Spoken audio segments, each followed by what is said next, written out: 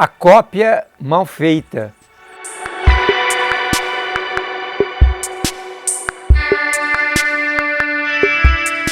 Esta semana, a revista The Economist, uma das mais recomendadas revistas dos homens de negócio do mundo, uma revista com um alto conceito que fala sobre economia, ou seja, fala sobre as questões de comportamento social, fala sobre o mundo. Traz na capa Jair Bolsonaro, uma cópia daquele viking que invadiu o Capitólio nos Estados Unidos quando Trump perdeu as eleições para o Joe Biden. Aquele viking, que na verdade não é viking, porque os vikings não tinham chifre, mas era algum povo bárbaro de lança com uma capa de uma pele de um animal, de bisão, acho talvez, que representou aquela invasão no Capitólio dos Estados Unidos, umas cenas terríveis que o mundo jamais esqueceu, por ser nos Estados Unidos a pátria da democracia. É o que a gente achava, né? E hoje a gente percebe que não é nada disso.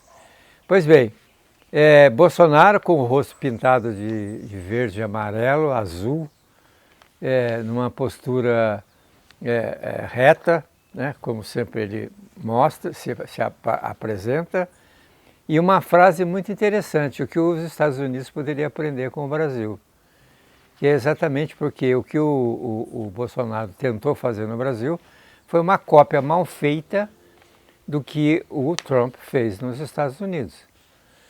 Segundo um jornalista brasileiro que entrevistou esse viking, esse falso viking, ele disse que ele é um xamã, um pajé, né? É um desequilibrado, tem problemas psiquiátricos, tem problema de depressão, de ansiedade, bipolar, já esteve internado.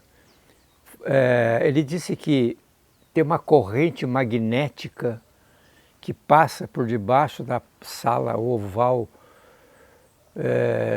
da Casa Branca e que ele foi chamado por um Deus superior, por uma entidade superior, que ele deveria salvar os Estados Unidos. Ou seja, loucura total, né? Aqui no Brasil não teve nenhuma conotação de pagelância, né? Mas foi uma coisa assim das mais desastrosas que o Brasil já viu, que foi o golpe que tentaram dar no dia 8 de janeiro. Uma cópia mal feita, muito mal feita, do que ocorreu nos Estados Unidos. Aliás, o Brasil é sempre capa do The Economist. Essa revista conceituada, revista inglesa, ela tem uma questão assim de picardia. Ela às vezes põe na capa algumas coisas assim para chamar a atenção, mas de uma forma elegante, no velho estilo, né, britânico. Uma capa em 2009, o Cristo Redentor transformado em uma nave espacial e voando, né? Ou seja, alçando os céus, ou seja, a arrancada do Brasil, porque foi aquele período que a economia brasileira cresceu demais, né? Depois, em 2009, aparece novamente no Brasil, na capa do Economist, a nave enterrada num Pantanal.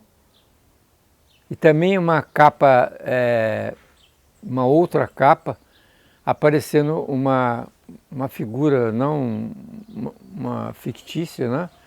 De tipo de uma baiana sofisticada, atolada no meio do pântano, né? Que foi a crise de 2008-2009, que o Lula disse que o Brasil, a crise aqui no Brasil seria uma marolinha, né? Ou seja, uma crise que destruiu todos os mercados mundiais e teve consequências no Brasil, porque neste ano da marola o Brasil cresceu 7%. No ano seguinte, o Brasil cresceu 0%. Ou seja, tudo, né, para virar manchete. Então, é da forma como eles trabalham a economia brasileira. Então, o The Economist faz uma homenagem ao Jair Bolsonaro, mas dentro do conteúdo da reportagem, ela critica alguns excessos do Supremo Tribunal Federal, mas ela deixa uma lição que os Estados Unidos deveriam aprender com o Brasil. Quando que a gente imaginaria que o Brasil seria modelo para os Estados Unidos? Pobre Estados Unidos.